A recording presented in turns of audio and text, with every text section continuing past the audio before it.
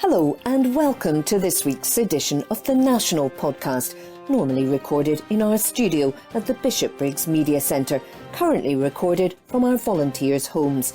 To keep in touch with us, use our social media platforms, Facebook, Instagram and Twitter, which are all at Q and Review. That's CUEANDREVIEW, or get in touch via information@qandreview.com. That's information@CUEANDREVIEW.com. Please like and share our podcasts and give us any constructive feedback.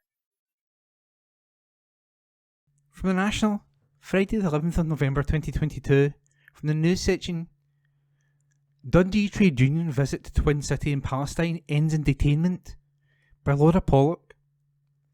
Dundee Trade Union representatives were detained and interrogated for 2 hours on Wednesday as they tried to leave Israel after a visit to Palestine. The group arrived at Ben Gurion Airport in Tel Aviv following a visit to Dundee's twin town Nablus in Palestine. They were stopped by security and immediately identified as the Dundee Trade Union delegation. Mike Arnott of Dundee Trade Union Congress, Jim Malone of the Fire Brigade Union, Dundee Councillor Pete Shears and Mary McGregor, convener of the Dundee/Nablus Twinning Association, were all detained. The delegation was to fly in from Tel Aviv to Milan, then on to Edinburgh.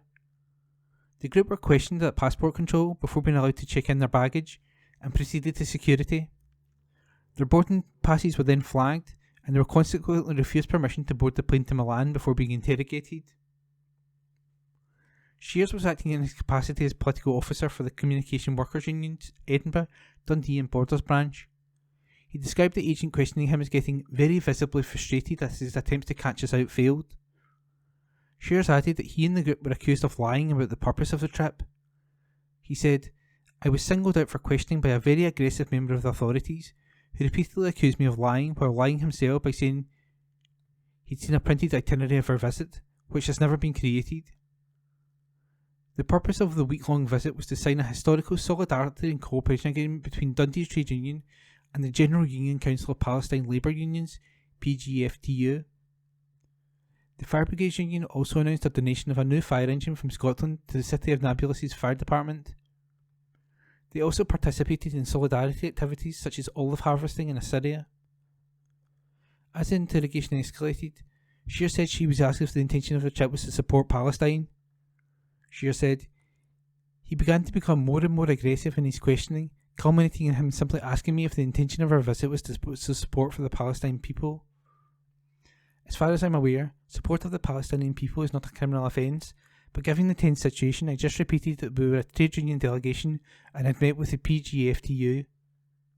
Shears, who is the first Dundee councillor to visit the Twin City of Nablus for 40 years, said that he believed this was a very deliberate act of harassment and intimidation by the Israeli state to punish the delegation for speaking to the Palestinian people. The group were finally allowed to board the plane for Milan and then saw some of their luggage being removed from the plane. Shears said, "We saw our luggage being removed from the plane and, as expected, it did not arrive in Milan with us. We have yet to receive our luggage and Jim's iPad still shows it being in Ben Gurion Airport. We are lucky that we are able to return home safely and any luggage lost can be replaced. The Palestinian people experience this treatment every single day at the hands of the Israeli authorities. I cannot express the love, warmth and welcome given to us by the Palestinian people in stark contrast to the aggression and intimidation dished out by Israeli authorities." And that article was by Laura Pollock. From the National, Friday the 11th of November 2022, from the news section: Jean Freeman, Tories try to make a buck from PPE contracts, by Laura Webster. Some Tories were trying to make a buck around PPE contracts during the pandemic, former Scottish Health Secretary Jean Freeman has said as she condemned their sickening behaviour. In an interview with the Herald, Freeman had touted Downing Street's PPE procurement process during the early part of the pandemic. The former minister, who stood down as an MSP at the 2021 Holyrood election, spoke about her experience as the coronavirus crisis unfolded. In January this year, the UK government's use of VIP lane contract to supply PPE when the virus first began to spread was found to be unlawful. Freeman told the newspaper, I had two thoughts when Downing Street's PPE shenanigans became evident. Thank F, asterisk, asterisk, asterisk, we didn't need to rely on them for PPE, because we've got our own procurement systems in place, and they were good and they worked. Especially when it came to creating new distribution routes and networks. So, thank God. And, by the way, we gave the UK government some of our PPE supplies. The second thought was, dear God, there are some Tories who will always be Tories, eh? That in the midst of a vast human tragedy and all that heartache and suffering and sense of national crisis, that these people would still find a way to make a buck. It was absolutely sickening. Freeman, who was Health Secretary from June 2018 until she left Holyrood, and was appointed to an ambassador role at the University of Glasgow earlier this year, also spoke about First Minister Nicola Sturgeon's leadership during the pandemic. She said the SNP leader treated her ministers with respect, adding, I think her view is, I've just made you a government minister because I believe you can do the job. I'm no your mammy. I'm not going to do the job for you. I've got my own job, so could you just get on with it? She continued, one thing that Nicola said at the start still resonates with me. We're all learning as we go, but I'm going to treat the public as adults. I'm going to tell them what I know, I'm going to tell them what I don't know, and I'm going to tell them why we decided to do what we did. That was the standard we set and tried to stick to throughout it all. And that article is by Laura Webster. From the National, Friday the 11th of November 2022, from the news section, Scottish Ambulance Service staff set to take industrial action, by Abby Garton-Crosbie. Staff working in the Scottish Ambulance Service, SAS, are to take industrial action in the first step of a pay dispute. It comes after the Royal College of Nursing, RCN, confirmed that nurses are set to strike for the first time in the union's 106-year history, as are college and university lecturers and teaching staff in Scottish schools. And now, Unite members in SAS, around 1,500 staff, have confirmed they will take industrial action at the end of the month. Workers will take continuous action short of strike from 1:0001 AM, that's 1 minute past midnight, on November the 25th, including an overtime ban and working to rule. However, they warned that if Health Secretary Humza Yousaf does not re-enter into negotiations, then they are actively considering coordinated strike action with other NHS trade unions. This means union members sticking strictly to contractual terms in respect of working hours, shift start and finish times, and the taking of scheduled breaks. The SAS workers involved in the action will include advanced practitioners, paramedics, planners, administrative, clerical, real-time analysts, and business intelligence. The measures taken are designed to in no way impact on the responses to emergency incidents, the union said. Sharon Graham, Unite General Secretary, said, United is determined to encourage the Scottish Government to return to the negotiating table. The action short of strike we have announced is designed to prevent all-out strike action, but make no mistake about this, if there is no improved offer, then this is exactly what will happen and the Scottish Government will be to blame. We will always stand up for our brave NHS workers and fight for better jobs, terms and conditions.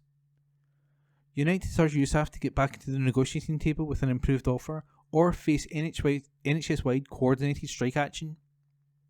Jamie McNamee, Unite Scotland Ambulance Service convener, said, Unite's objective in taking this first step of action, short of strike, is to highlight patient and safety along with the ongoing concerns we have over the poor quality of care due to years of underinvestment and cuts.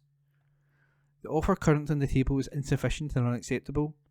In real terms, it represents a significant pay cut. The present situation is directly contributing to the NHS losing senior staff due to being overworked and poorly paid.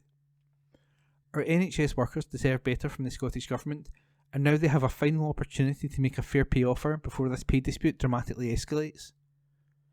On November the 4th, Unite NHS members formally rejected the latest pay offer made by NHS Scotland by 74% and also voted for industrial action in a number of regional and national health boards.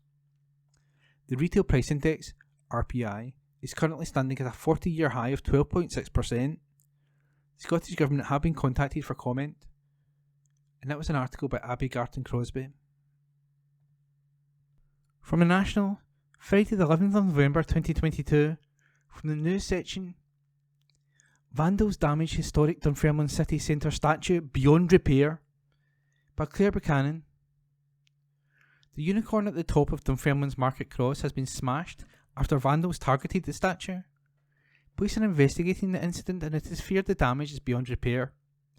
A police spokesman said, around 9:30pm on Monday, November the 7th, 2022, police received a report of a statue in High Street, Dunfermline, had been vandalised. Inquiries are ongoing to locate those responsible. If anyone has any information, please contact Police Scotland. Fife Council archaeologist Douglas Spears said they were made aware of the damage on Monday night. It was discovered that the top of the Market Cross had been dislodged and had fallen to the ground, shattering on impact, he explained. The shattered pieces were recovered and are being assessed to establish whether or not anything is repairable, but, unfortunately, initial assessments suggest that the damage is beyond repair. Spears said there had been a market cross in Dunfermline High Street since the latter 1120s. It has been subject to replacement and repair many times over the centuries, 1396, 1620, 1695, 1752, he explained. The cross we see today is a replacement erected by public subscription in 1868, with the horn of the unicorn replaced by the council only last year. For almost 1,000 years, the heart of Dunfermline's marketplace has been watched over by its market cross. The town's oldest feature of municipal architecture, it has always been a monument of civic pride. It's a spot from which every momentous event in the town's and the country's history has been announced. The site from which innumerable royal proclamations have been announced, from where deals have been done and rebels have been denounced since the early 12th century. Indeed, it's a central place in the heart of the burgesses of Dunfermline, has always ensured that it always been looked after. Historically, the town's various incorporated trades, its bakers, weavers, dyers, cobblers, etc., along with its merchant guild, formed in 1433, took it in turns to maintain the cross and to annually repaint its royal heraldry, a tradition continued right up to 1868, when the present cross was raised and resourced by public subscription. And that article was by Claire Buchanan. This is from The National on Monday, the 14th of November 2022. This is from the news section. Braverman signs new deal with France on migrants crossing Channel. This article is by Adam Robertson. The UK has negotiated a new deal with France to try and stop people crossing the English Channel in small boats. Suella Braverman has come under increasing pressure on immigration following her reappointment as Home Secretary. This included her use of the words invasion to describe migrants crossing the Channel, as well as accusations that she ignored legal advice about a processing centre in Kent. The new deal will mean the amount the UK pays France to cover the cost of increased patrols at their end will go up from £55 million to £63 million per year. Enver Solomon, CEO of the Refugee Council, said the deal fails to address the factors which see people put themselves at risk trying to reach Britain in the first place, and that the new deal will do little to end the crossings. He called for a focus on more safe routes and working with the EU and other countries to share responsibility for the global challenge. He also urged the UK government to do far more to reduce the backlogs in the current asylum system. The number of people waiting for an initial decision on their asylum applications to the UK almost quadrupled in the last 5 years, from 29,522 in December 2017 to 122,206 in June 2022, according to the Home Office data obtained by the Refugee Council under the Freedom of Information laws. The government must take a more comprehensive approach and create an orderly, fair and humane asylum system that recognises that the vast majority of those taking dangerous journeys are refugees escaping for their lives, Solomon said. It needs to face up to the fact it is a global issue which will not be resolved by enforcement measures alone. The number of officers patrolling the French coast to try to stop people setting off will rise from 200 to 300. So far this year, more than 40,000 people have attempted to make the crossing, the highest number on record. Other measures include an investment in CCTV and dog detection teams to keep tabs on ports and plans to equip officers with drones and night vision capabilities. The agreement was signed by Braverman and French Interior Minister Gerald Darmanin on Monday morning. Rishi Sunak said the move would contribute to his efforts to grip illegal migration, and that he was confident numbers would come down over time. The Prime Minister said he had spent more time working on the issue than any other. Expect the autumn statement, which will be announced on this Thursday. That article was by Adam Robertson. This is from The National on Monday, the 14th of November 2022. This is from the politics section. Hancock's not out of the woods yet on scandals during COVID. This is by Kirsty Strickland. Matt Hancock has managed to squeeze a lifetime's worth of humiliation into less than a week by agreeing to appear on I'm a Celebrity, Get Me Out of Here. Even if you haven't tuned into the programme, you can probably guess how things are going for the former Health Secretary. He has experienced hostility from some of his fellow campmates and faced questions over his actions during the coronavirus crisis. Viewers of the show have also made their feelings about him pretty clear. Since he entered the jungle last week, Matt Hancock has been selected to complete every one of the gruesome tasks the campmates have been set. On Friday, that involved being pelted with custard, slime and feathers as he answered trivia questions from host Anton Deck. He's eaten a camel's penis and a cow's anus. It seems you can, in fact, put a price on dignity. And yet, none of this is as entertaining as it should be.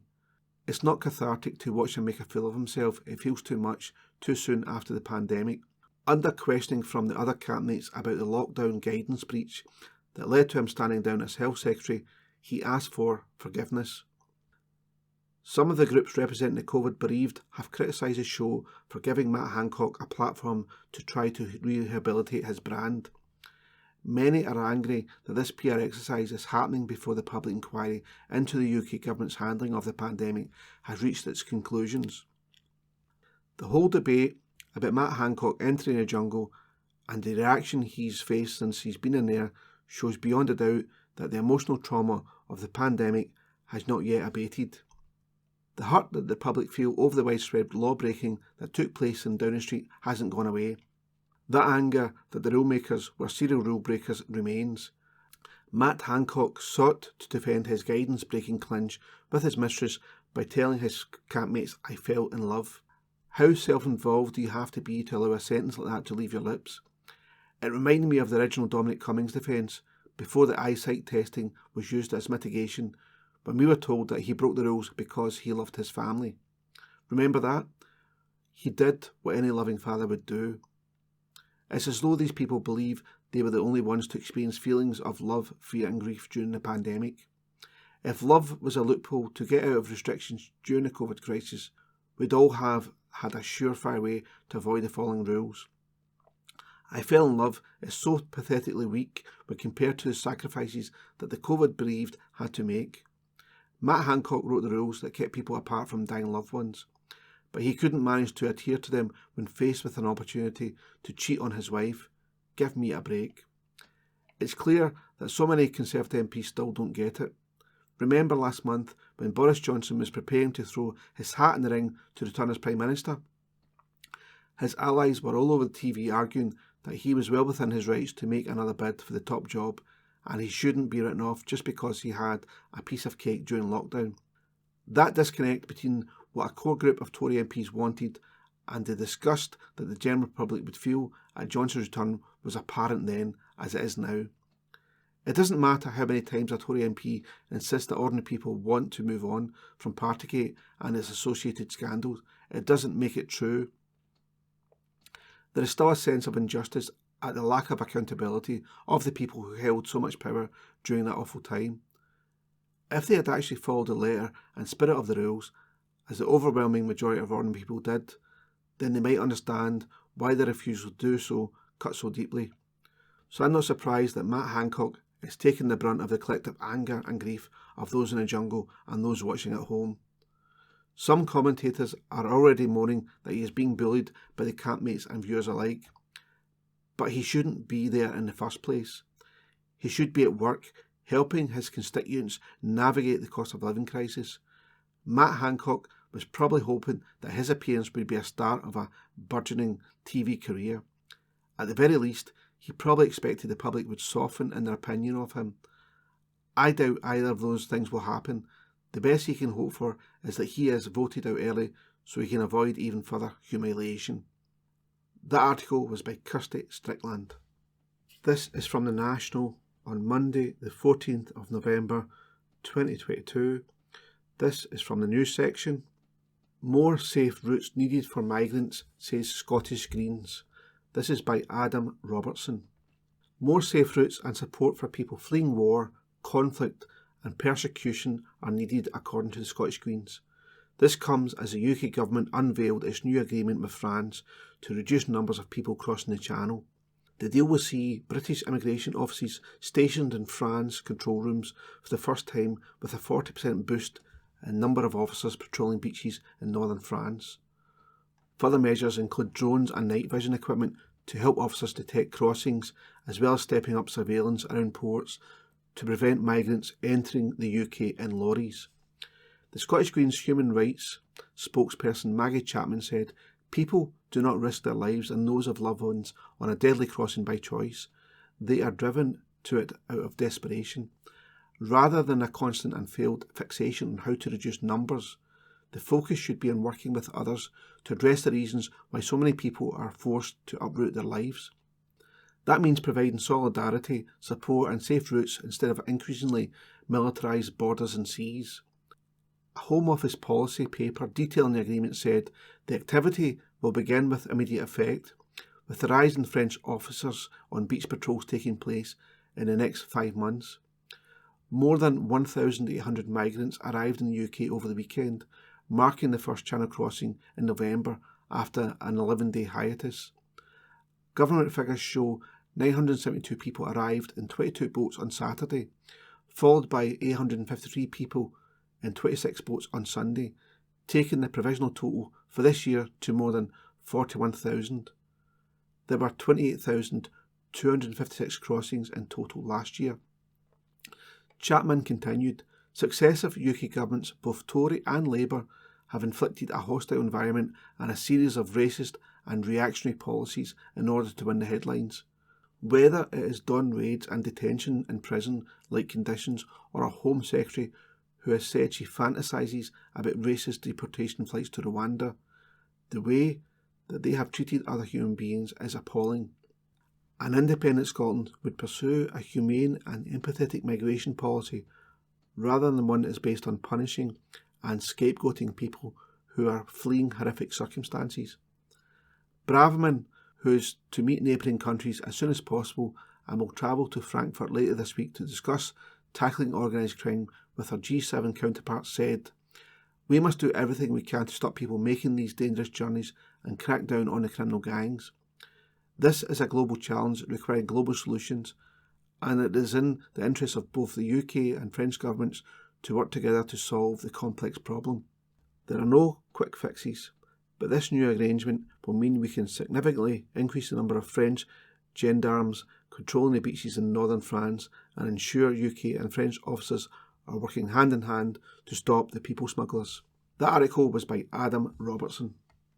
From The National, Monday the 14th of November 2022, from the Culture section, Douglas Stewart's Shuggie Bain to become TV series on BBC, by Adam Robertson.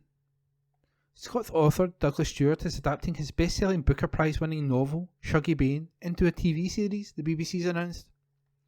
Shuggie Bain, Stewart's debut novel, is set in 1980s Glasgow and is about a young boy growing up amid addiction and poverty. The story, which won the Booker Prize in 2020, was inspired by Stewart's own childhood in Thatcher years Glasgow and is described as a powerful portrayal of a working-class family. The book has gone on to win numerous awards over the years and was one of the most critically acclaimed novels of 2020 and became an international bestseller sold in 39 countries. It has been adapted for BBC One and iPlayer, produced and distributed international by A24. Douglas Stewart said, "I am deeply grateful to the BBC and A24 for their belief in Shuggie Bain. I am thrilled to bring the Bain family to the screen and the opportunity to expand on my novel and to bring new threads to the story, exploring hardships and struggles as well as the compassion, humour and resilience that is so central to the Scottish spirit." Gaynor Holmes, BBC Drama Commissioning Editor, said, "Shuggie Bain is an extraordinary novel with all the makings of an extraordinary television show. It's a real honour to be working with the immensely talented Douglas Stewart to bring his vision to the BBC. Filming for the television series is set to take place in Scotland, with more details to be announced in due course. And that was an article by Adam Robertson. From the National, Monday the 14th of November 2022, from the Culture section, Edinburgh Hogmanay Torchlight Procession axed due to lack of cash, by Hamish Morrison, political reporter. The Torchlight Procession, which kicks off Edinburgh's world-famous Hogmanay celebrations, has been cancelled, it has been confirmed. The spectacle would normally draw crowds of thousands, but funding difficulties has meant the River of Fire, which ordinarily runs through the capital streets, has been paused this year. Edinburgh City Council said they hoped the event would return this year, adding that the local authorities shared the disappointment the procession would not be on to see out 2022. However, the traditional street party, cancelled for the last 2 years because of the pandemic, will go ahead as normal and will feature pop legends Pet Shop Boys, while Murder on the Dance Floor singer Sophie Ellis-Bextor will appear at a disco in Princess Street Gardens, the local authority said. Council leader Cammy Day said, "Whilst I share the disappointment with many that we won't see the return of the Torchlight Procession this year, Edinburgh's Hogmanay will still be the best place to welcome 2023. So far, Unique and Assembly have announced an exciting Night of 4 disco party with Sophie Ellis-Bextor, the return of the best street party in the world with Pet Shop Boys headlining the party in the gardens, and they've topped it off with an inaugural New Year's Day Final Fling showcase. Next week we'll see the full programme, packed with events and activities for all the family, announced. This is a new chapter for Edinburgh's Hogmanay celebration as we continue to build back following the pandemic. Whilst I'm sure many will be disappointed that the Torchlight Procession hasn't returned straight away, we look forward to seeing it back next year, better than ever. Unique Events and Assembly, the firms which put on the Torchlight Parade, have said they did not have enough money to put on the show this year. In a statement, the directors of the firm said, "We have been trying hard to find a way to bring the Torchlight Procession into Edinburgh's Hogmanay celebrations this year. However, we are very disappointed to confirm that due to the current economic climate and the drop in available funding, we are unable to go ahead with this event in 2022. Our full programme of events, including activities for families and children, over the 3 days of Edinburgh's Hogmanay will be announced later this week. We very much hope to bring back the Torchlight Procession to the Edinburgh's Hogmanay programme in 2023. And that article was by Hamish Morrison. From the National, Monday the 14th of November 2022, from the Culture section, Lewis Capaldi's Someone You Loved is UK's most streamed song. Article by Adam Robertson. Lewis Capaldi's hit song Someone You Loved has become the UK's most streamed song of all time, the official charts company has announced. It overtook Ed Sheeran's Shape of You to reach the top spot as a list of the most streamed songs in the UK was compiled to celebrate 70 years of the official singles chart on Monday. Having amassed 562 million audio and visual streams combined, Capaldi received a special edition Matte Black No. 1 award and an inflatable crown to mark the occasion. He said, "I'm the streaming king in the UK in this particular song. I feel huge, I feel massive, I feel my loins expanding as I become more and more aware of the reality of my coronation as the king of music. Thank you. A very large accolade that I will now shoulder for the rest of my life, or until Ed Sheeran releases his next album." Sheeran, 31, co-wrote the track Pointless on the Scottish singer's upcoming album Broken by Desire to be Heavenly Sent, which is set for release on May the 19th, 2023. Speaking about passing Sheeran to become the all-time streamer record holder, Capaldi quipped, "Ed's a man who's like a brother to me, he's been a mentor, he's put an arm around me and said, 'Don't worry, everything's going to be okay.' He gave us the honour of supporting him in the closing shows of the Divide Tour. He's been nothing but kind and gracious and beautiful, a good friend in an ever-changing industry. So to Ed I say, eat my S ****. That's what happens, nice guys finish last. You snooze you lose, kiddo. Keep up." Shape of You and Perfect by Sheeran and Capaldi's Someone You Love are the only tracks to have topped the 500 million lifetime streams, with only 7 tracks topping the 400 lifetime streams in total, the official charts company said. Capaldi's critically acclaimed 2019 debut album, Divinely Uninspired to a Hellish Extent, emerged as the biggest selling UK album of both 2019 and 2020. and that article was by Adam Robertson. From The National, Monday the 14th of November 2022, from the comments section, real threat to free speech comes from the rich, by Steph Payton, columnist. Free speech as a contemporary issue is one that's increasingly found itself in the spotlight over the past few years, having allegedly been under threat from the global Marxist transgender PC police, or something like that. Truthfully though, modern concerns over freedom of speech and free expression are as calculated and cynical as any other historically left-wing idea picked up and brandished by reactionaries and the far right. Though that doesn't mean that protected speech as we know it is not under threat. In fact, quite the opposite is true. The road to free speech is littered with the detritus of movements that fought fascists and tyrants throughout the centuries, burning cop cars and toppled statues being the landmarks of a path well tread and long challenged. The free speech rows that make the headlines now have as much in common with that fight as plastic wrapped square cheese has with the real thing. While free speech concerns in the West have often been related to government and religious persecution of minority groups and trade unionists, now they seem wholly reserved for a class of people upset that they can't drop a racial slur on Facebook or consciously misgender someone in the workplace. And always, those free speech concerns never extend to the rights of people they intend to victimise. When protesters against hate speech gather, they are inevitably painted as a violent mob come forth to wish free-spirited debate, rather than a group exercising their own freedom to speak and to criticise. Expressed or otherwise, the vast majority do support limitations and restrictions on unfettered free speech, including the loudest advocates of so-called free speech absolutism. These self-appointed martyrs who wax lyrical on the limitless expression are always the quickest to hit the litigation button when they find their precious ears offended.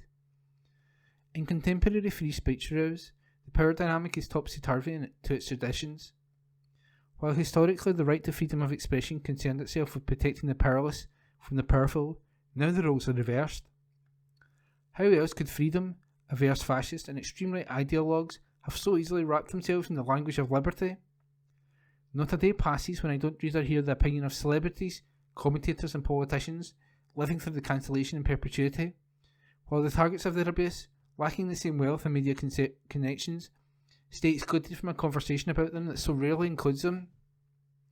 Ask yourself honestly, on Black Lives Matter and refugees fleeing war and the rights of transgender people in the UK, how much of your opinion has been formed from listening directly to the communities involved as opposed to privileged and disconnected commentators with major platforms? You could argue that both have the freedom to say their respective pieces, but trying to hear one of the other is like listening for a whisper beneath a jet plane. These pantomime cancellations are a display of power itself, a function of the privilege that wraps being reasonably criticised into being unfairly cancelled. The early promise of social media was to redress that imbalance, and that it has spectacularly succeeded and failed in equal measure. For all the misinformation and manipulation that proliferates on online spaces, social platforms also give a means to marginalised and spoken over communities to find one another, organise, and speak freely of their experiences on a scale that has never before been possible in the entire history of the human race. And if we want to talk about where the real threat to the freedom of speech lies, the acquisition of Twitter by Elon Musk is a good place to start. Should things continue down their current path, the future tale of Twitter Inc. will be one of the richest men on the planet buying a platform used for effective left-wing and anti-autocratic organising during the early 21st century and driving it deep into the ground. The debate around free speech is often conducted as if the world had remained unchanged since the times of John Stuart Mill or James Madison, the author of the US Bill of Rights. However, the means with which we communicate now outpace anything either could have begun to conceive of, in much the same way that the right to bear arms in the US Constitution was written with rifles in mind, not automatic weapons. Both now have the capacity to be infinitely more damaging. US conspiracy theorist and Infowars host Alex Jones and Free Speech Systems were ordered last week to pay another $473 million to the families of the victims of the Sandy Hook school shooting. Jones had repeatedly promoted to millions of listeners a conspiracy that claimed the massacre of children at a US school was a hoax staged by crisis actors to enact more gun controls in America. And, while Jones made millions pushing his lies, the bereaved families of Sandy Hook had to deal with years of harassment and threats as a result. For reasons like this, we do expect restrictions on free speech. Violent incitement against minority groups on global platforms is not just expressing an opinion. Hate speech should not pass without consequence. Most free speech absolutists are so entrenched in their wealth and power that the concept of not being heard is entirely out with their ken. I imagine they haven't even considered that a word to them could mean a bullet to another. And, while minority groups are demonised as anti-free speech fanatics for pushing back against the powerful, the rich dismantle the means to communicate freely at scale, and the Conservative government cuts further and further away at the right to protest without imprisonment. And that column was by Steph Payton. From the National, Tuesday the 15th of November 2022, from the news section, Glasgow prosecutors look to recover £162,000 from ex-MP Natalie McGarry. Prosecutors are looking to recover £162,000 from shamed former MP Natalie McGarry. McGarry, 41, was jailed for 2 years at Glasgow Sheriff Court in June this year. She was found guilty of taking £19,974 while Treasurer of Women for Independence. McGarry also embezzled a further £4,661 while Treasurer, Secretary and Convener of the Glasgow Regional Association of the SNP. McGarry, who denied the accusations, had been the MP for Glasgow East between 2015 and 2017. A process of crime hearing where prosecutors are looking to recover monies embezzled was postponed today as the sheriff was unavailable.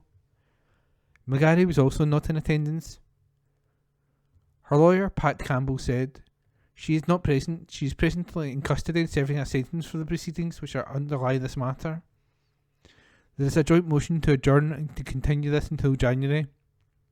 This is to allow the question of appeals. She was allowed to appeal her sentence last Friday, and there was a refusal to appeal the conviction at the first sift. A fresh prosecution statement was served last night. The statement says that the Crown are seeking to get £162,000 from McGarry. The matter was continued until January by Sheriff Tom Ward, and that report was unattributed." From the National, Tuesday the 15th of November 2022, from the news section, Ian Duncan Smith Manchester assault accused cleared by judge, by Dave Higgins. A man accused of assaulting former Tory leader Ian Duncan Smith with a traffic cone has been cleared by a district judge who ruled he had no case to answer. Duncan Smith had told Manchester Magistrate Court how he feared for his wife and her friend when he had the cone slammed onto his head as they were followed by protesters hurling abuse at him during the 2021 Conservative Party conference in City. On Tuesday, District Judge Paul Goldspring said the evidence which identified Elliot Bovill, 32, as the person caught on CCTV putting the orange and white cone on the 68-year-old MP's head was weak and tenuous. Goldspring dismissed the common assault charge against Bovill of no fixed address, saying there was no case to answer. The trial of co-defendants Radical Haslam, 29 of Douglas Street, Salford, and Ruth Wood, 51 of Oak Tree Avenue, Cambridge, continued on Tuesday with Bovill watching from the public gallery. Haslam and Wood both deny using threatening, abusive or insulting words or behaviour with intent to cause harassment, alarm or distress. And that article was by Dave Higgins. From the National, Tuesday the 15th of November 2022, from the news section, Scottish Parliament apology to women ejected for suffragette scarf, by Hamish Morrison. A woman ejected from a committee meeting on transgender law reform for wearing a suffragette scarf has received an apology on behalf of the Scottish Parliament from the presiding officer. Alison Johnson said the decision by security to ask the woman to remove the scarf and the subsequent decision to prevent her from re-entering the meeting were errors. The woman had been attending a meeting of the Equalities Committee which was discussing controversial changes to the law around transgender people changing their sex on official documents.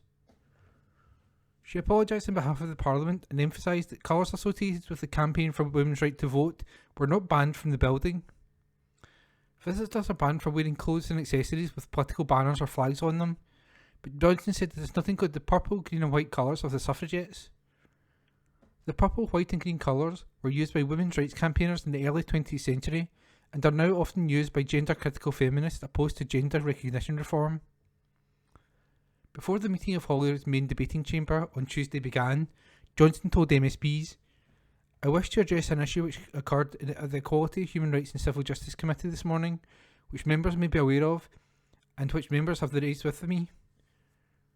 At that meeting, a visitor to the public gallery was asked to remove a purple, green and white scarf. Having declined to do so, the visitor was informed that she would not be able to return to the gallery.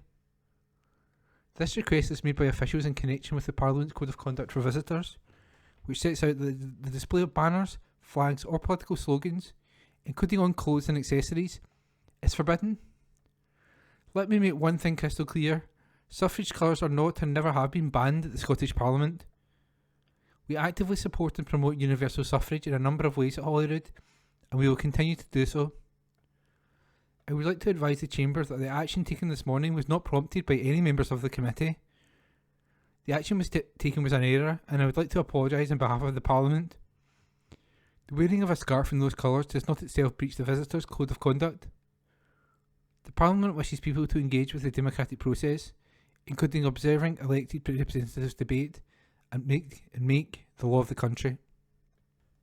And that article is by Hamish Morrison. From the National, Tuesday the 15th of November 2022, from the politics section, Scottish Tories in astonishing response after fake news accusations. This item is an exclusive by Hamish Morrison. The Scottish Conservatives have doubled down after being accused of spreading fake news by falsely claiming police officers in Scotland are on strike. The party shared a graphic on social media which wrongly includes police officers on a list of professions on strike and have refused to correct the inaccuracy. Callum Steele, the head of the Scottish Police Federation, confirmed police are not legally allowed to strike. But when asked whether the social media post would be taken down because it was spreading incorrect information, a party spokesperson said, "This post correctly highlighted the wave of disruption that has been caused by the SNP's inaction when it comes to pay disputes across Scotland's public sector." It has led to accusations the party is willingly spreading disinformation to attack the Scottish Government. The Scottish Government has called the accusations false and misleading. A spokesperson said, "Under long-standing legal arrangements, police officers are unable to take strike action and suggestions to the contrary are false and misleading. Our police officers play a vital and valued role, and we want to recognise that by ensuring they are the best paid in the UK. We are pleased the Police Negotiating Board reached an agreement on police officer pay for this year, which gives a 5% pay increase to all officers." Alan Dorans, the SNP's police spokesperson, said, "The inclusion of police officers on the list is either ignorant or dishonest, as they must know the Scottish police officers accepted a deal in August." He added, "I am frankly disgusted by this desperate attempt from the Scottish Conservatives to conceal the UK Government's direct responsibility for a range of industrial action affecting the whole of the UK. At a time of soaring revenue for the UK Treasury from Scottish oil and gas fields and from renewable electricity production, they have refused to adequate funding to the Scottish Government to meet fair pay settlements." Chris McKelney, Alba's General Secretary, said, "The desperate Tories will go to any lengths to deflect from the chaos their party has inflicted on Scotland from Westminster. There are many issues that the Scottish Government need to address, and Alba have argued for a more progressive tax system to create a bigger pot of money to reward the workers that keep us safe and keep Scotland moving. But this debate is not served by fake news spread by the Tories. The police cannot lawfully take part in strike action, and they haven't done so. The Tories can't be trusted with getting basic facts right, so why on earth would they be trusted for delivering for working people?" The Scottish Tories have claimed they were referring to police refusing to take work over and above what they are contracted to do, which ended in August this year when officers took a 5% backdated pay raise. A spokesperson for the party said, "We know the police cannot legally go on strike, but the derisory play offer made by the SNP government in the summer prompted the Scottish Police Federation to take what Callum Steele himself described as the most overt demonstration of action by our members in more than 100 years.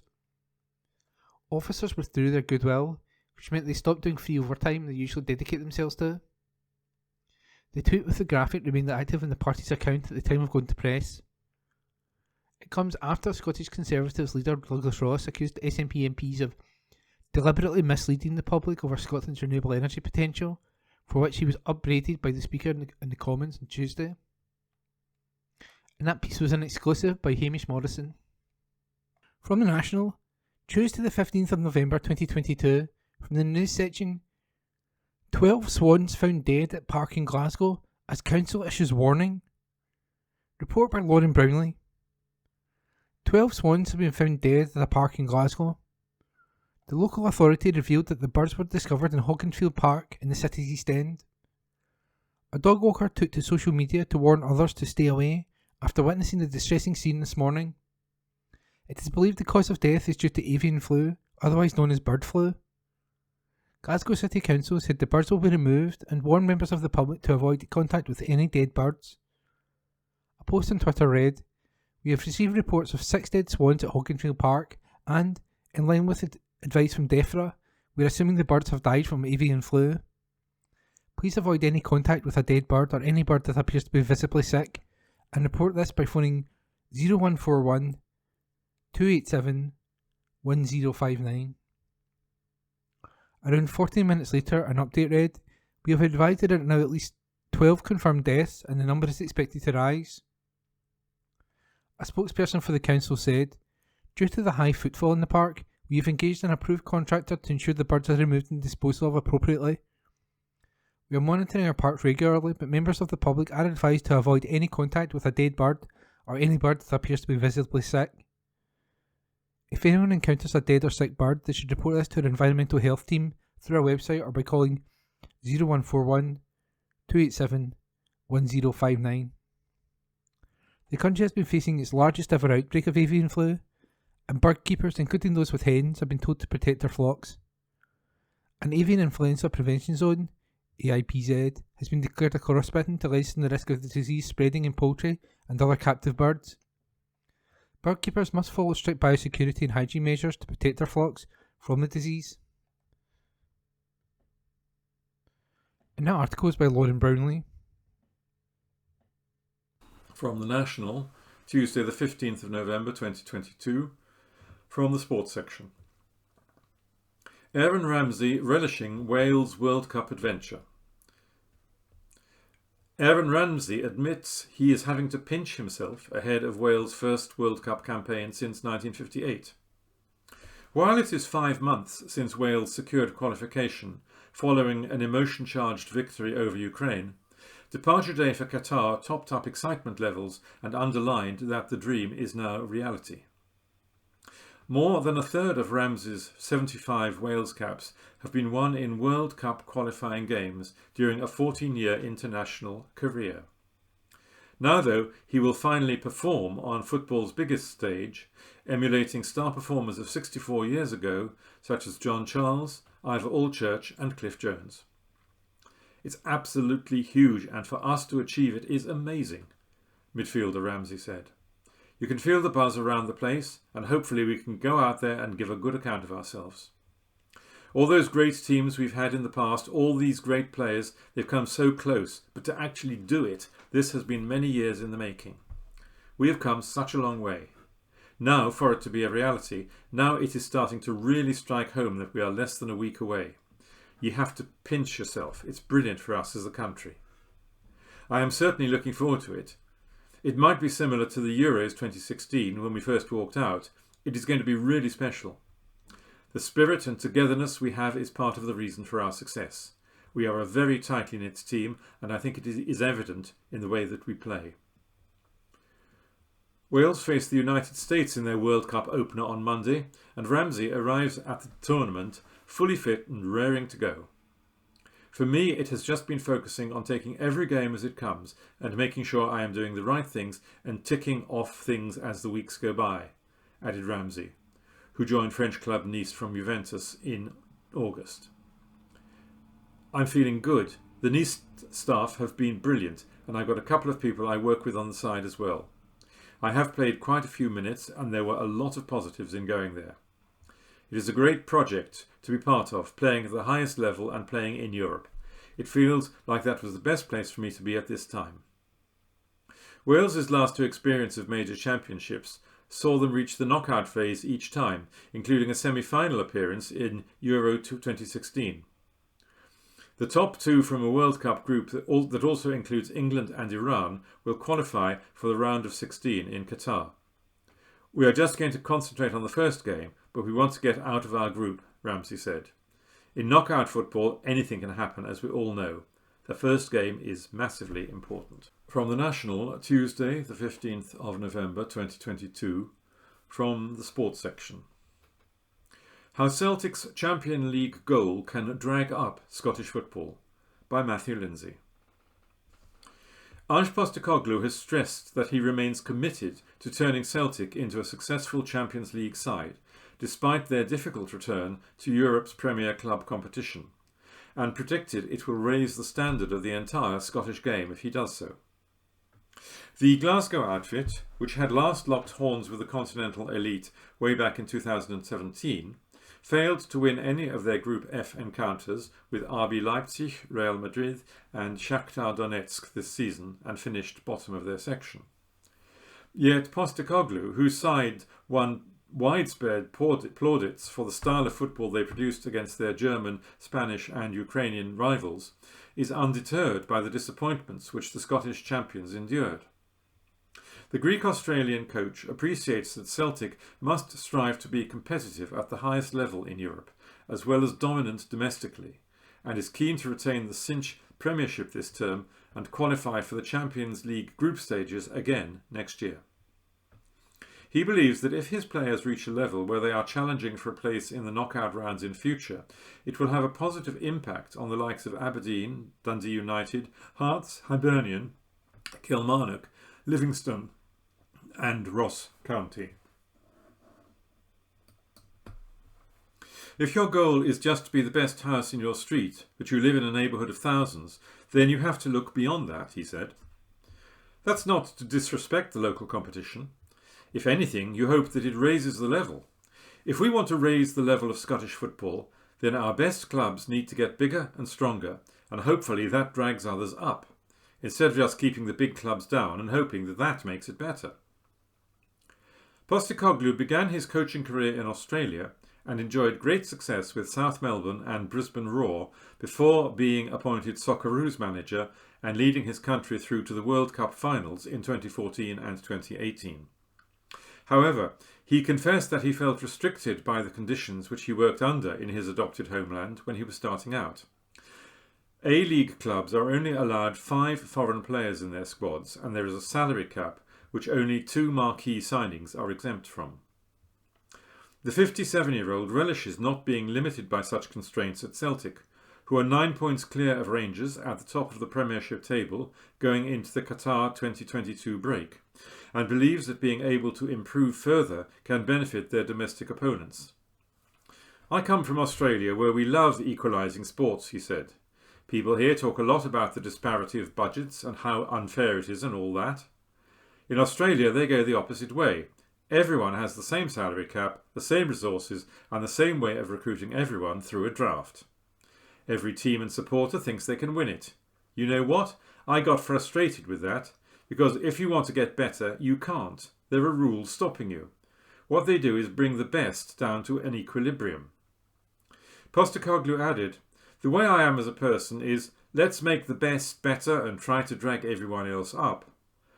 That way that is going to happen in Scotland is for a club like ours to have their sights set on being a top Champions League club. If that means we dominate local competition, then it challenges everyone else to be better. That has to be our goal. My responsibility is to this club. We have 60,000 fans at our stadium every other week and millions around the world. Why shouldn't they have success at Champions League level? That has to be my goal. If not, I'm doing this job a disservice." Postecoglou put the bitter disappointment of failing to win a single game at the World Cup finals in Brazil in 2014 firmly behind him the following year, when he led Australia to victory in the Asian Cup for the first time ever. He insisted that confidence in his abilities had not been dented by the defeats that Celtic suffered in the Champions League to Leipzig and Real, and admitted those reverses reminded him of his experience in the international game. "I have never doubted myself," he said. "I didn't enjoy the experience. I was disappointed. How can you enjoy it? People say, it's Real Madrid, it's the Bernabeu. But we lost 5-1. Within me there was still a determination. We took some blows, but we had to have determination to go out and be better next time. I was at the World Cup in 2014 and we were 2-0 down to Chile after 10 minutes in the opening game. The whole world is watching and I'm thinking, this could be a long World Cup. You are totally exposed. I learned through that time that I didn't lack self-belief. It wasn't arrogance, but I knew we could dig in. We lost 3-1, but it was a cracking game. Then we took on Holland, who had beaten Spain 5-0, and we lost 3-2. They are losses, but at no stage did I think, I wish I was somewhere else, this could end up embarrassing. At 2-0 against Real, I was thinking we had way to get back into the game. We get the penalty and miss. That was frustrating and we were disappointed, but I never had doubts. Can Ange Postecoglou bounce back from the losses that Celtic recorded in the Champions League in exactly the same way that he did after Australia were knocked out of the World Cup? That is certainly his goal. He is adamant it will have far-reaching repercussions for Scottish football as a whole if he succeeds. That article was by Matthew Lindsay. From The National of Tuesday, the 15th of November 2022, from the comment section, How Scotland Helped Inspire Nepal's Shift to Peace and Democracy, by Shrishti Rana. 3 years ago, a delegate of senior leaders and parliamentarians from Nepal visited Scotland, hosted by then MP Stephen Gethens. The Nepalese team visited the Scottish Parliament and met the MSPs from different political parties. After the meetings, the visiting delegates were impressed by Scotland's progressive policies, particularly by its people-centric policies on health and education. The Scots whom we met were evidently open-minded and welcoming towards foreigners. They seemed straightforward and also kind and warm. They showed respect towards the Nepalese leaders, asking questions about Nepal and offering tea, which was not the case with a few other meetings outside Scotland. What struck the visitors most was the peaceful orientation of the Scottish political struggle. As the coordinator of the team from Nepal, I remember one member saying, Scotland's experiences on welfare, democracy and peaceful movements are so relevant to Nepal. We have so far concentrated only on Westminster to draw our inspirations, but Scotland is closer to our vision of welfare, democracy and peaceful political struggle. Since then, there have been a few other visits of MPs from Nepal to Scotland on both formal and informal missions. In effect, there is a sense among some politicians in Nepal that Scotland's political experiences, particularly its leadership on climate change and gender equality, can offer useful inspiration to Nepal's own democratisation process and climate strategies. On Sunday the 20th of November, Nepal will hold national and provincial elections in which 18 million citizens are eligible to vote. This is a good time to share the developments of Nepal's recent democratisation and peace process with the people of Scotland. Nepal has achieved many progressive changes recently. It has one of the youngest constitutions in the world, promulgated in 2015. Nepal has dealt with its vast diversity of around 125 caste and ethnic groups, speaking more than 100 languages. Of course, a few challenges still remain. Perhaps the Himalayan nation's recent political experiences could be also relevant to Scotland. Nepal's upcoming polls are the fourth elections since the peace process began in 2005. That we have reached this point is considered a good indicator of stable peace. The armed conflict in Nepal started in 1996 with the initiation of a protracted insurgency by an ultra-leftist group called the Maoists, which agreed to peace talks and signed a peace agreement after 10 years of armed violence. Since then, Nepal has been in a rocky political transition with constant ups and downs. Its peace process was derailed a few times. The first Constituent Assembly, elected in 2008 to draft the new constitution, was dissolved before it could finalise the work. Elections to the Constitution-making Assembly had to be conducted for the second time, but this assembly also failed to promulgate the new constitution within the deadline. Finally, the new constitution was declared in 2015, but its ratification process was boycotted by the political parties representing Madhesi ethnic communities in southern Nepal. There is a brighter side. The new constitution has laid a foundation for socially inclusive democracy. The representation of previously excluded groups has been ensured. The representation of women has been guaranteed, with 40% of seats at the local level and 33% at the national/provincial level. We have a female president for the first time. A number of the parliamentary committees are headed by women. For a country which had less than 5% female representation in Parliament before the peace process began, it is remarkable progress. The coming elections also indicate that Nepal is moving towards a secure multi-party democracy.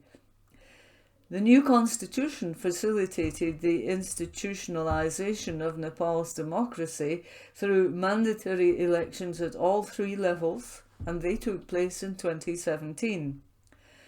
Despite a few challenges during the last Parliament's term, the coming elections are being held after the mandated 5 years.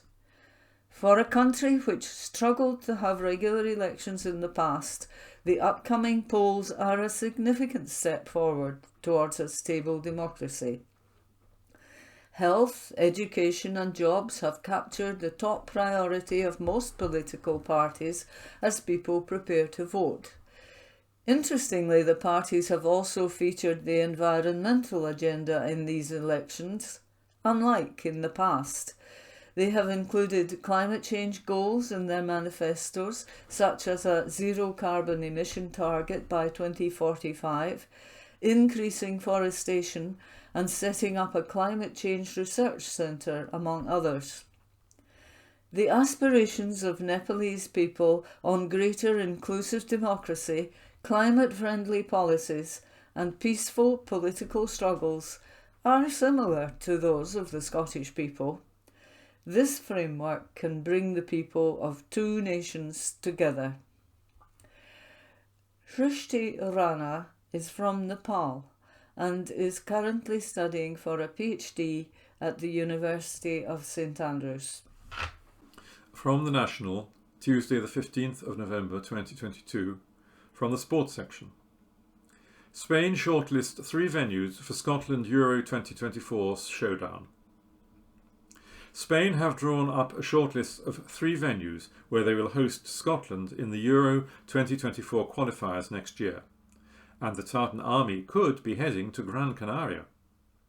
Steve Clarke's side will face top seed Spain in their quest to make their second European Championships in a row, and will also play against Norway, Georgia and Cyprus. Scotland's biggest test will come when they travel to Spain in the third last game of the group in October, before travelling to face Georgia and ending with a home game against the Norwegians. Spain doesn't have a home stadium for their national team and take their games all around the country. And it's been reported the Royal Spanish Football Federation have drawn up a short list of 3 venues where they will host the Scots. The favourite is the 32,392 capacity Estadio Gran Canaria in Las Palmas. They hosted Northern Ireland there for the Euro 28 qualifiers, but haven't played there for 4 years. The other options are the Estadio Manuel Martínez Valero in Elche, which holds 31,388, and last hosted a Nations League qualifier against Croatia in 2018. and nearby Estadio José Rico Pérez in Alicante, which holds 29,500, is also being considered, having been last used by the Spanish national team in a World Cup qualifier in 2017 against Albania. Scotland kick off their Euro 2024 campaign with a home doubleheader against Cyprus and Spain in March. This article was by Mark Walker. The National News on Wednesday the 16th of November. Yousaf warns A&E waits will fluctuate over winter. An article written by Adam Robertson. There'll be fluctuations in A&E waiting times throughout this most challenging winter, the Health Secretary Humza Yousaf has warned. The latest figures showed an improvement in performance after the final week of October saw A&E departments produce their worst ever performance against targets. Despite calls for Mr Yousaf to be sacked, Nicola Sturgeon said that the Health Secretary had her absolute confidence. Public Health Scotland data for the week ending November the 6th showed 65.1% of patients were dealt with within the target time, although that's still below the Scottish Government target of 95%. Emergency departments dealt with 25,123 patients in the week ending November the 6th, with the figures showing that 8,760 were there for 4 hours or more, down from 9,615 the previous week. Mr Yousaf said the latest figures showed an improvement in overall performance, but that there would still be fluctuations in performance over the course of the winter. With mounting pressures on the NHS, the Health Secretary has repeatedly warned the service will face its most challenging winter ever. Conservative Health spokesperson Dr Sandesh Gulhane hit out at the figures, describing them as scarcely believable. When Douglas Ross called for Mr Yousaf to be sacked at First Minister's questions last week, Deputy First Minister John Swinney described it as a laughable proposition.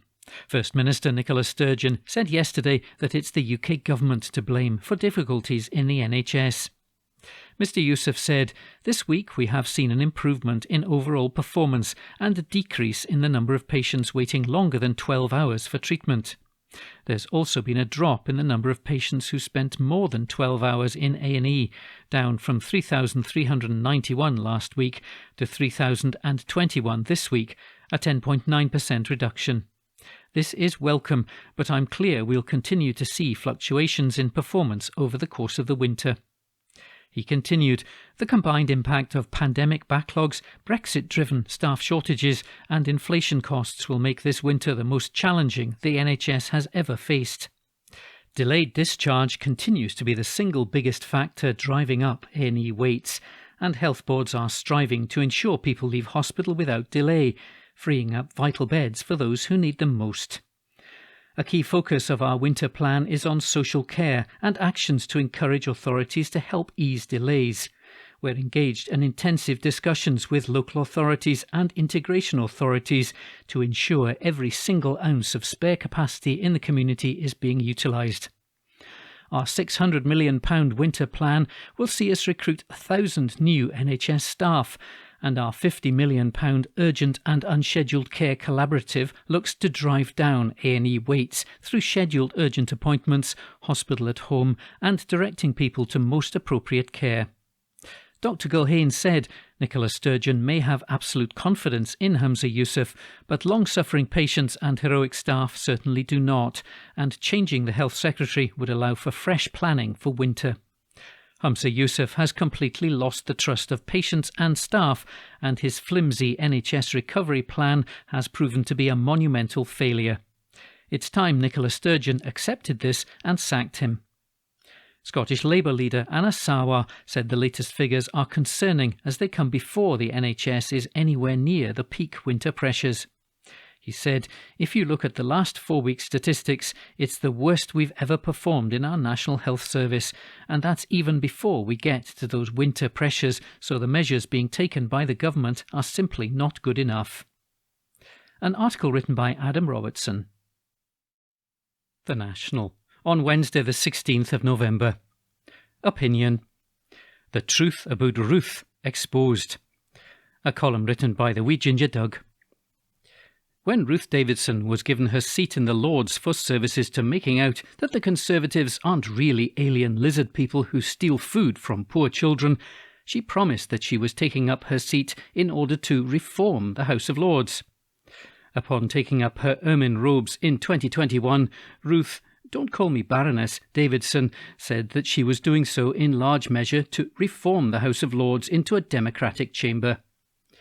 However, more than a year later, it transpires that she has had as much success in reforming the House of Lords as she had in reforming the Scottish Conservatives. So not a whole lot then.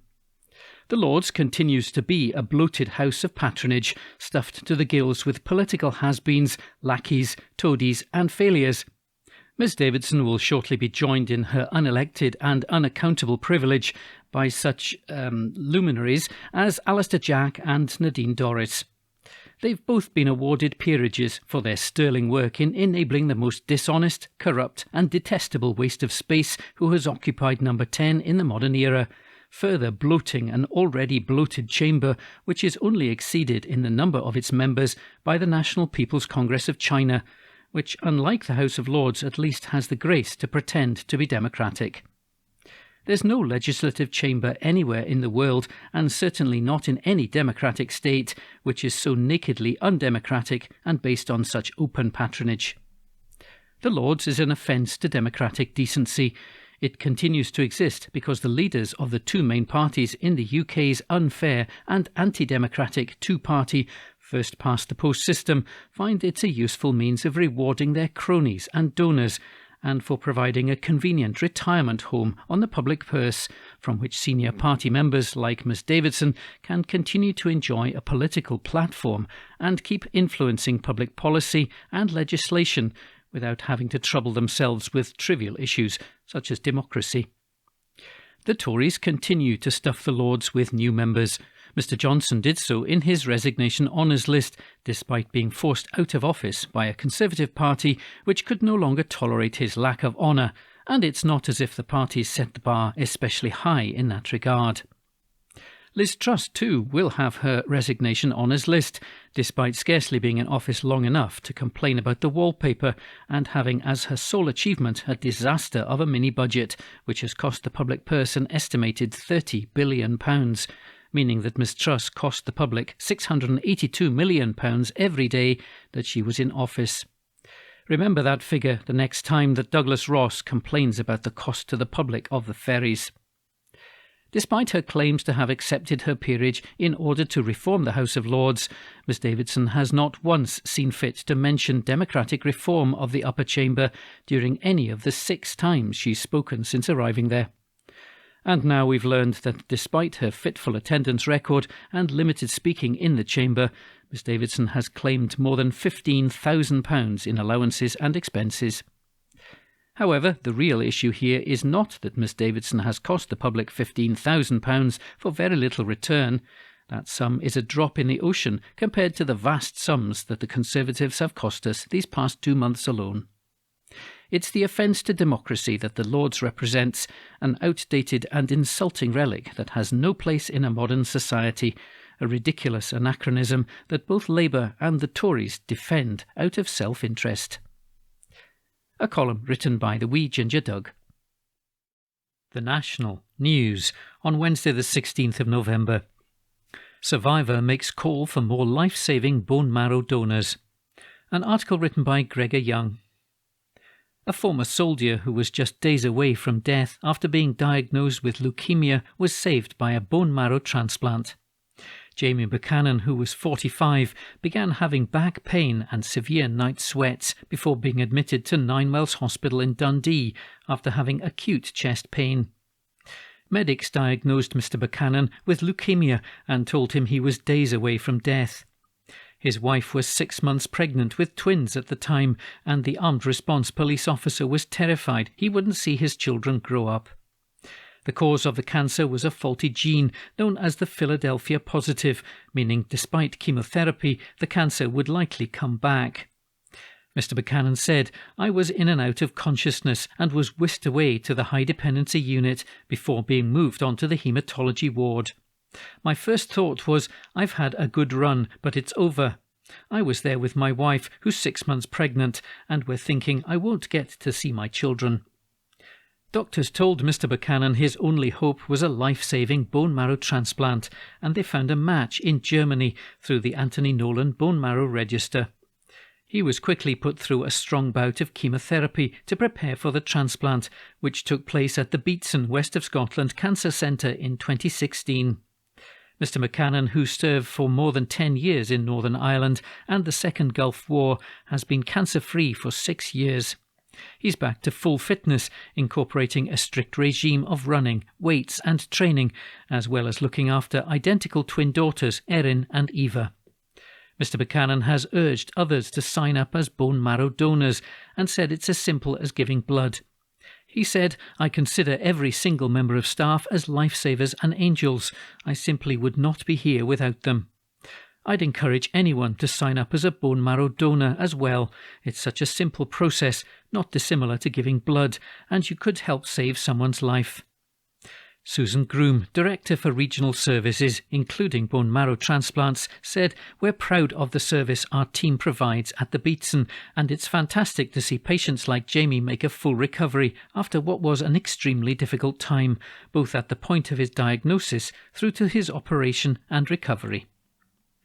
An article written by Gregor Young. The National News on Wednesday the 16th of November. UK inflation hits 41-year high following surge in energy prices. An article written by Adam Robertson. Soaring energy bills sent UK inflation to its highest level for 41 years in October as the cost of living crisis continues to hit households, according to official figures. The Office for National Statistics, or ONS, revealed that inflation jumped to a higher than expected 11.1% in October, the highest rate since October 1981, and up from 10.1% in September, as gas and electricity costs rocketed.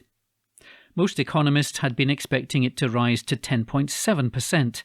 Chancellor Jeremy Hunt has warned that getting inflation under control would require tough but necessary decisions on tax and spending to help balance the books.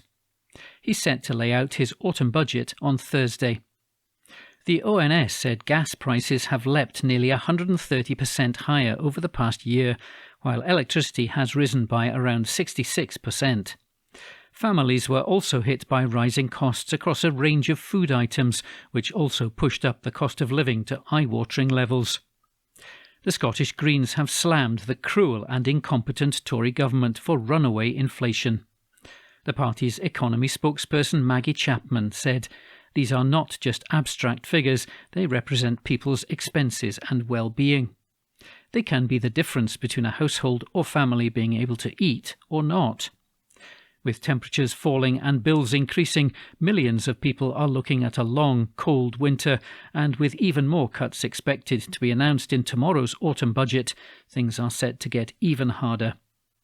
The jump in inflation, the biggest leap since March to April, comes despite the government energy support, which had sought to limit Ofgem's energy price cap at around £2,500 a year. Ms Chapman continued, "It's the cost of a reckless Tory Brexit and a cruel and incompetent government that's well aware of the pain it's inflicting, but simply doesn't care. If they cared, they would have spent the last 12 years investing in the infrastructure that would have prevented this situation. But they chose instead to reinflate the housing bubble and impose austerity. The Tories are not the answer to this economic crisis. We must choose and then create a better future that does not have us shackled to the disaster that is Westminster." Mr Hunt blamed the impact of the pandemic and Vladimir Putin's war in Ukraine for the spike in prices. Chief economist at the ONS, Grant Fitzner, said, "Rising gas and electricity prices drove headline inflation to its highest level for over 40 years, despite the energy price guarantee." He added, "Increases across a range of food items also pushed up inflation. These were partially offset by motor fuels, where average petrol prices fell on the month, while the price for diesel rose, taking the disparity in price between the two fuels to the highest on record. There was further evidence that costs facing businesses are rising more slowly, driven by crude oil and petroleum prices." An article written by Adam Robertson. The National News on Wednesday the 16th of November. Unison NHS members reject Scottish Government's final pay offer. An article written by Ninian Wilson. Scotland's largest health union announced yesterday that its NHS members have rejected the Scottish Government's final offer on pay. The announcement from Unison follows a 2-week consultation which saw 61% of members vote to reject the pay rise. The current offer ranges from a 2% rise for the highest paid in Band 9 to an 11.32% rise for the lowest paid in Band 1. Unison Scotland's Health Committee will meet this week to discuss its next steps, the union said. Wilma Brown, chair of Unison's Health Committee, said members had voted in their thousands and their message is loud and clear, adding that the Scottish Government's pay offer just isn't good enough. She continued, ministers need to understand the anger of health staff who are working in an underfunded, understaffed NHS. These are unprecedented times and NHS staff are struggling to make ends meet. This should be a massive wake-up call to the Scottish Government. They need to come back to the negotiating table with an improved offer or prepare themselves for the first strikes in the NHS since devolution. Scotland's Health Secretary Humza Yousaf said he was disappointed by the decision of the union's members, adding that the record pay rise ensured the lowest paid received the highest uplift. He continued, "I've always stressed that dialogue is essential and I reiterated my commitment to ongoing discussions to avoid strikes to trade unions just last week." The pay rise on the table for NHS Scotland staff would be the largest since devolution. Benefiting more than 160,000 employees, it would mean NHS Scotland nurses would remain the best paid in the UK. I remained grateful to all our health and social care staff, and we had to make difficult decisions in order to offer a record pay rise as we tried to meet the challenge of recovering from the pandemic and the backlog of care needed. Matt McLaughlin, Unison Scotland's head of health, said, "Nobody wants to take strike action, but without an improved pay offer, our members will be left with no choice." The ball is in the Scottish Government's court. We're calling on Humza Yousaf to come forward with an improved offer so our dedicated health workers can get on with delivering services. This follows news from earlier this month that the Royal College of Nursing voted to take industrial action for the first time in the trade union's 106-year history, a strike that will cover nurses across the UK. The union represents close to 500,000 nurses, with all NHS employers in Scotland being affected by the decision. An article written by Ninian Wilson. From the National, Thursday the 17th of November 2022, from the news section, secondary school teachers vote to strike over pay dispute, by Neil Pooran. Members of a secondary school teaching union have voted to go on strike to push for an improved pay offer. A ballot of Scottish Secondary Teachers Association, SSTA, members saw 90% vote for strike action and a turnout of 62%. It comes after Scotland's largest teaching union, the EIS, set a date of November the 24th for its own strike. SSTA officials said they are considering a strike for the week beginning December the 5th. Trade union laws mean at least 14 days' notice of a strike must be provided. SSTA General Secretary Seamus Searson said, "The result is very good. We're pleased with the return that we got. It just shows the frustration of teachers. We've been trying to get this resolved since the beginning of the year. We haven't had a proper conversation about pay since August." Speaking last week, Education Secretary Shirley-Ann Somerville said a teacher strike was not inevitable. She said, "As a Scottish Government, we're absolutely determined to see what we can do, to see if there's additional funding that we can provide to allow COSLA as employers to provide an enhanced pay offer. I very much hope teachers would be able to look at that offer, take it to its members, and we could not have industrial action. The industrial action is not inevitable, and I would absolutely urge, as we've done with all the trade union colleagues today, to keep that constructive dialogue and make sure we're doing everything we can to avoid that." A COSLA spokesperson said, "Scottish local government values its entire workforce, of which teachers are a key part. making an offer that is affordable and enables councils to protect the whole of education services and ultimately improve outcomes for children and young people. Along with the Scottish Government, we are working closely and at pace to ensure a revised offer can be brought forward. We will remain in active discussions with our trade union partners. And that article is by Neil Puran. From the National, Thursday the 17th of November 2022, from the news section, TV journalist accosted by Qatar officials during live report. Article by Adam Robertson. Officials in Qatar have apologised after a journalist's live TV report was interrupted amid threats to break his camera. Danish journalist Rasmus Tantholdt was delivering his report for broadcaster TV2 with his camera crew next to a roundabout in Doha when footage shows Qatari officials driving a golf buggy approach. One of them tries to grab the camera and puts his hand over the lens, while two others also exit the buggy. The station said on its website, the team was bluntly told that if they didn't stop filming, the cameras would be destroyed. This is despite the fact that TV2's team had acquired the correct accreditations and reported from a public place. This comes amid mounting controversy surrounding the World Cup. Concerns about the country's treatment of gay people living in the country, as well as LGBTQ plus tourists, have been expressed for a long time. An ambassador for the World Cup described homosexuality as damage in the mind. The journalist said during the live report that they were live in Danish television and added, "Mister, you invited the whole world to come here. Why can't we film? It's a public place." Another clip showed the reporter displaying his accreditation to film there, which the officials refused to accept, saying he still needed permission. One of the officials grabbed the camera again, with Tantholdt approaching him and appearing to say something to the reporter, who said, "You want to break the camera? Okay, you can break the camera. So you're threatening us by smashing the camera?" The reporter has since confirmed on his social media that they had received an apology for the incident. He said, "We now got an apology from Qatar International Media Office and from Qatar Supreme Committee.